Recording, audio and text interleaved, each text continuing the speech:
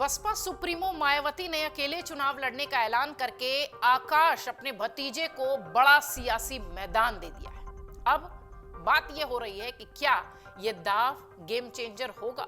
क्या बीजेपी को इसका फायदा मिलेगा या आईएनडीआईए गठबंधन को नुकसान? बहुत सारे सवाल मायावती के ऐलान के साथ ही सियासी गलियारों में तैरने लगे। लेकिन आकाश आनंद को लेकर जिस तरीके की बातें सियासी जानकार कह रहे हैं, निश्चित तौर पर उसे ध्यान देने की जरूरत है। मायावती ने लोकसभा चुनाव से पहले अकेले ही सियासी मैदान में उतरने का ऐलान कर दिया है, आधिकारिक तौर पर, औपचारिक तौर पर, ऑफिशियली। मायावती के इस ऐलान के बाद से समाजवादी पार्टी से लेकर बीजेपी के रणनीतिकार अपने अपने नजरिए से इस कदम का आकलन कर रहे हैं। हालांकि जानकारों का ये मानना है कि मायावती के अकेले चुनाव लड़ने से पार्टी को लोकसभा में सीटों का कितना फायदा होगा, ये तो परिणाम बताएंगे। लेकिन अपने वोट बैंक के लिहाज से मायावती ने अकेले चुनाव लड़ने का ऐलान कर एक खिसकता हुआ जनाधार बढ़ाने का प्रयास किया है। इसके अलावा यह भी कहा जा रहा है कि मायावती ने आकाश आनंद के लिए इस चुनाव में पहली बार खुले तौर पर बगैर किसी दबाव के रणनीति बनाने और उसे अमलीय जामा पहनाने के लिए अकेले चुनाव लड़ने का सियासी मैदान दे दिया है। मायावती के लोकसभा चुनाव में अकेले मैदान में उतरने के बाद बीएसपी के नेता भी ये मानते हैं कि मायावती का यह दाव सियासी तौर पर फायदेमंद हो सकता है। तर्क देते हुए बीएसपी के पूर्व जोनल कोऑर्डिनेटर हुसैन सिद्दीकी कहते हैं कि बीएसपी के लोकसभा चुनाव अकेले लड़ने के पार्टी के कई फायदे हैं। वो कहते हैं कि इसमें पहला फायदा तो ये है कि पार्टी अपने पूर्व अनुभवों के लिहाज से मानकर चल रही है कि उसका वोट प्रतिशत कम नहीं होगा। दूसरी ओर महत्वपूर्ण फायदा बसपा को यह है कि मायावती ने अपने वोटर्स को ये एक मैसेज दे दिया है, मैसेज देने में कामयाब हो रही हैं कि उनके वोट बैंक में कोई दूसरी हिस्सेदारी नहीं होगी। सिद्दीकी ये भी कहते हैं कि अगर वोट प्रतिशत कम नहीं होता तो निश्चित तौर पर उनकी सीटें भी कम नहीं होती। उनका तर्क है कि बीजेपी की प्रचंड लहर में भी भले ही उनकी सीटें कम रही हों, लेकिन वोट परसेंटेज में उन्होंने सेंधमारी नहीं होने दी है। इसलिए बरकरार वोट प्रतिशत के साथ अकेले सियासी मैदान में उतरना ही पार्टी के लिए फायदे का सौदा होगा। Strategy for politics and initiative के निदेशक केवी दास कहते हैं कि बसपा सुप्रीमो मायावती शुरुआत से ही लोकसभा चुनाव में अकेले उतरने की बात करती आई थी। अब उन्होंने आधिकारिक तौर पर इसकी घोषणा कर दी है।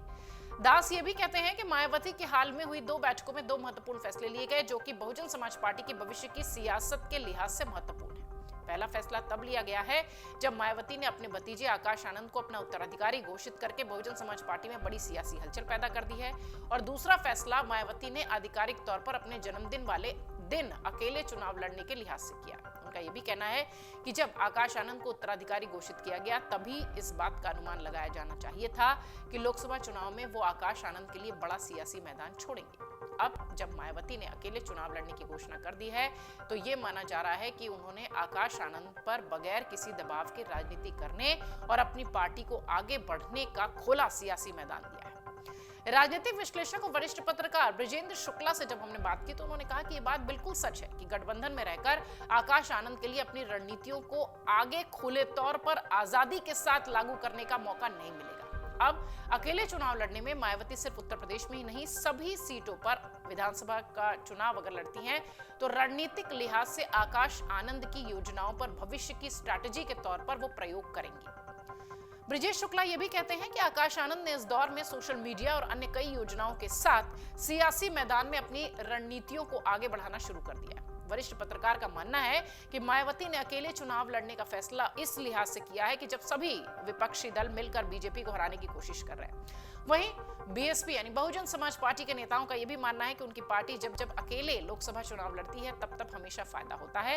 हालांकि 2019 के चुनाव में जरूर समाजवादी पार्टी और लोकदल के साथ जुड़कर उन्होंने चुनाव लड़ा था, जिसका बड़ा फायदा हुआ था। इधर बहुजन समाज पार्टी के नेता आर्य विश्वकर्मा कहते हैं कि 2014 के लोकसभा चुनाव में बीएसपी को एक भी सीट नहीं मिली थी, लेकिन पार्टी का वोट परसेंटेज 19.71% के आसपास रहा, जबकि 2019 में समाजवादी पार्टी के साथ हुए समझौतों में 36 सीटों पर चुनाव लड़कर 10 सीटें जीती गई थी, लेकिन वोट प्रतिशत 19.36% रहा। वो ये भी कहते हैं कि ये वोट प्रतिशत इस बात की तस्दीक करता है कि बसपा अगर अकेले चुनाव लड़ती है तो उसे इसका फायदा जरूर होता है।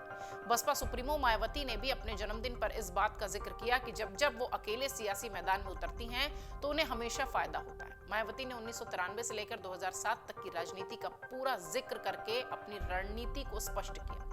1993 में विधानसभा चुनाव में समाजवादी पार्टी के साथ, 1996 में कांग्रेस के साथ चुनाव लड़कर मायावती को 3 अंकों में विधायक नहीं मिल सके थे, जबकि 2002 में अकेले चुनाव लड़ने पर पार्टी 100 सीटों से ज्यादा जीती थी। 2007 में बहुजन समाज पार्टी अकेले ही चुनाव लड़कर उत्तर प्रदेश में पूर्ण बहुमत की सरकार बनाती दिखाई पड़ी थी। राजनीतिक विश्लेषक ये भी कहते हैं कि मायावती अगर इन सभी गणनाओं के आधार पर अकेले चुनाव लड़ती हैं, तो ये उनकी पार्टी के कार्यकर्ताओं का मनोबल बढ़ाने वाला फैसला हो सकता है। राजनीतिक जानकारों का यह भी मानना है कि उस दौर में जब सभी विपक्षी दल बीजेपी के खिलाफ एकजुट होकर लड़ रहे हैं, उसमें बहुजन समाज पार्टी जैसी पार्टी का ना होना भी महत्वपूर्ण हो जाता है। उनका ये तर्क है कि बीएसपी जब शून्य पर पहुंचती है, तब भी तकरीबन 20% से ज्यादा वोट हासिल करती है। अब वो 10 सीटें लेकर आई है, तब भी 20% वोट बैंक तो उसके हिस्से रहते ही हैं। निश्चित तौर पर मायावती का ये कदम यूं ही नहीं उठा है। कहा यह जा रहा है कि लोकसभा में मायावती का ये कदम वाकई में बड़ा दाव बनकर सामने आएगा और ये गेम चेंजर की भूमिका में आकाश आनंद और मायावती दिखाई पड़ सकती है।